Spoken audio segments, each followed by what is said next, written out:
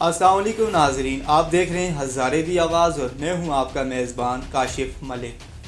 नाजरीन, आज हम बात करेंगे मौसम पे जो सर्दी की शिद्दत में इजाफ़ा हो रहा है, इससे लोगों को क्या मुश्किलात आ रही हैं। और दूसरी तरफ हम बात करेंगे कोरोना वायरस की दूसरी लहर की जो पाकिस्तान में इस वक्त इंटर हो चुकी है। और फिर हम बात करेंगे जो स्कूल कॉलेजेस बंद किए जा रहे हैं, इस पे भी बात करेंगे और स्कूल और कॉलेज बंद होने की वजह से क्या नुकसानात होंगे। और दूसरी बात कि हुकूमत कोरोना वायरस की दूसरी लहर के साथ किस तरह से लड़ेगी और इसको किस तरह से रोकने की कोशिश करेगी। इस वक्त हमारे साथ स्टूडियो में मौजूद हैं सीनियर सहाफ़ी ज़ुबैर अवान। अस्सलाम वालेकुम सर। वालेकुम अस्सलाम, बहुत शुक्रिया आपका। बहुत शुक्रिया जी, आपने अपना हमें कीमती टाइम दिया और हमारे स्टूडियो तशरीफ़ लाए। तो सर, सबसे पहले बात करते हैं सर्दी की। सर्दियों में ख़ास करके लोगों को क्या मुश्किलात होती हैं? आपका बहुत शुक्रिया जी कि आपने वक्त दिया और बड़ा अच्छा वैलिड क्वेश्चन आपने किया, क्योंकि अगर बात की जाए एबटाबाद की तो एबटाबाद में नवंबर के महीने से ही सर्दियों का जो है वो आगाज़ हो जाता है और ये नवंबर से लेकर मार्च तक जो है वो सर्दी रहती है। दिसंबर और जनवरी और फरवरी की अगर बात की जाए तो इन जो माह होते हैं, इन माह में सर्दी जो है वो बढ़ जाती है।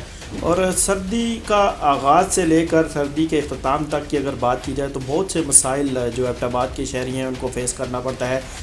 सबसे बड़ा मसला आपको पता है कि इस वक्त वो है गैस की लोड शेडिंग का।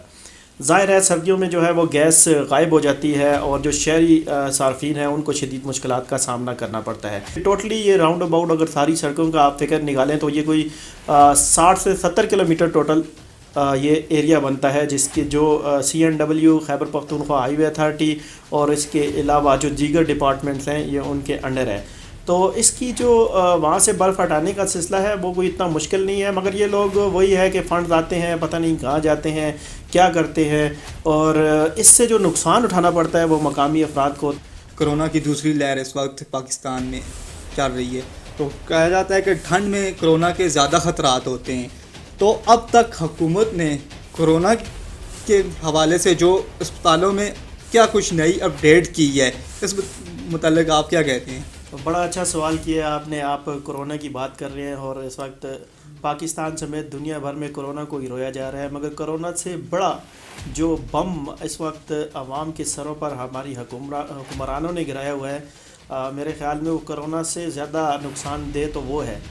आप ये देखें कि सर्दी का मौसम है, सर्दी के मौसम के अंदर नज़ला ज़ुकाम बुखार जैसी जो अमराज हैं वो फैल जाते हैं और ख़ासकर हमारे बच्चे जो हैं वो सर्दी की वजह से नमूनिया का शिकार हो जाते हैं। अब अद्वियात की कीमतें इस वक्त जो हैं वो आसमानों से बातें कर रही हैं कि वो बड़ा मुश्किल है एक दिहाड़ीदार जो मज़दूर है वो दिहाड़ी में मज़दूरी करके वो अपने बच्चों के लिए जो है उनको सेहत की सहूलियात जो है वो दे सकेगा। जहाँ तक कोरोना का जिक्र है, कोरोना के बड़ी आम बात आपने की, एक साल जो है वो कोरोना का तकरीबन मुकम्मल होने वाला है। SOPs ही हम खेलते चले आ रहे हैं और उस SOPs पे हम खुद भी अमल दरामद नहीं कर रहे। बदकिस्मती ये है कि हमारे जो हुक्मरान हैं अब वो सिर्फ ज़ुबानी जमा नफ़ी जो है वो करते हैं और जो हमारे वज़रा है हम देख रहे हैं वो भी इसी तरीके से गैदरिंग्स में जा रहे हैं, इसी तरीके से वो जा रहे हैं मुख्तलिफ़ संग बुनियाद रखने के लिए अपनी इफ्तिताई तकरीबों के अंदर।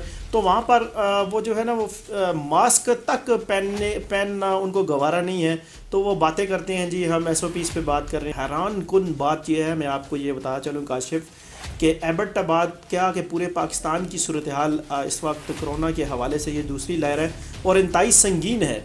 क्यों संगीन है, वजह क्या है? इसकी बुनियादी वजह यह है कि जब कोरोना पाकिस्तान के अंदर आया था कि हमने उसकी तैयारी करनी चाहिए थी। तैयारी में हमने क्या किया? हमने आज तक अपने जो पाकिस्तान के अगर आप हॉस्पिटल्स की बात करेंगे, आप एबटाबाद, पाकिस्तान तो बड़े दूर की बात है, आप डिस्ट्रिक्ट एबटाबाद को उठा के ले लें, यहाँ पर इस वक्त कोरोना के जो केसेस हैं वो बहुत ज़्यादा हैं। आप अपने हॉस्पिटल को देखें, जो हमारा यू मेडिकल कॉम्प्लेक्स है वहाँ पर 60 के करीब इस वक्त मरीज़ जो हैं वो मौजूद हैं जो तशवीशनाक हालत में हैं। 20 के करीब आपके पास वेंटिलेटर में है, 18 के करीब आपके पास मरीज़ आते हैं जिनके पास वेंटिलेटर ही मौजूद नहीं है। अगर वेंटिलेटर अगर वहाँ पर जो है मुयसर नहीं है तो वहाँ पर किसी की डेथ हो गई तो उसका ज़िम्मेदार कौन होगा? डेफिनेटली उसका ज़िम्मेदार हमारे हुक्मरान होंगे, क्योंकि 1 साल हो गया, 1 साल में हम वेंटिलेटर जो है उनकी तादाद में इजाफा नहीं कर सके। अब एक डॉक्टर जो है हमारा भाई राजा आसिफ, आप देखें کہ وہ اس نے کتنی بڑی قربانی دی ہے. ہم نے دیکھا کہ ہم جب بھی رپورٹنگ کے لیے جاتے تھے تو وہ فرنٹ لائن پہ ہوتا تھا وہاں پہ باقاعدہ طور پہ, اور وہاں پہ وہ مریضوں کو دیکھ رہا ہوتا تھا. یہ نہیں ہے وہ کسی کمرے میں چھپ کے بیٹھا ہو. اب وہ بھی کرونا وائرس کا شکار ہو گئے, اللہ تعالیٰ ان کو جنت نصیب کرے. اچھا, تو جیسے کہ پہلے کرونا کی لہر آئی تھی تو اسکول کالج یہ سب مارکیٹس وغیرہ بند کر دی گئی تھی, تو ابھی دوسری لہر کے ساتھ حکومت کی طرف سے یہ بھی حکم جاری ہوا ہے کہ اب ایک بار پھر سے اسکول جو ہیں وہ بند کیے جائیں گے, تو کیا اسکول کالج کو بند کرنے سے کرونا رک جائے گا؟ بڑا زبردست اور سب سے اچھا کوشچن آپ نے یہ کیا ہے کہ سب سے پہلے تو میں سلام پیش کرتا ہوں ہمارے حکمرانوں کو. 1 سال اس ملک کے اندر اس کرونا کو ہو گیا, آج ہمیں دوبارہ اسکول جو ہے وہ بند کرنے پڑ رہے ہیں, کل کو ہمیں کاروبار بند کرنے پڑیں گے, اور یہ چیزیں آلریڈی پچھلے فیز میں ہو چکی ہیں, فیز 1 کے اندر. اب دوبارہ اس کی نوبت کیوں آئی؟ ہمیں یہ نوبت آنی ہی نہیں چاہیے تھی. ہم SOPs پہ مکمل عمل درآمد کروا لیتے, ہم شہریوں میں یہ اویئرنیس پیدا کر لیتے کہ بھائی کرونا وائرس سے کے پھیلاؤ کو کس طریقے سے روکنا ہے, کیسے اس کا بچاؤ کرنا ہے. صرف ٹی وی چینلز پہ آ کے بولنے کی بات نہیں ہوتی, SOPs پہ عمل درآمد کروانے کے اور بھی بہت زیادہ طریقے ہوتے ہیں. آپ اسکول بند کر رہے ہیں تو اسکول آپ کو بند کرنے کی ضرورت کیوں پیش آئی؟ آپ SOPs پہ عمل درآمد کرواتے نا. جی ناظرین, تو آپ نے زبیر امان کی باتیں سنی, تو یہ باتیں کرنے کا مقصد یہ نہیں ہے کہ صرف بیٹھ کر ہم یہاں پہ باتیں کریں. ان باتوں کو سوچنا آپ نے اور اس پہ عمل بھی کرنا ہے.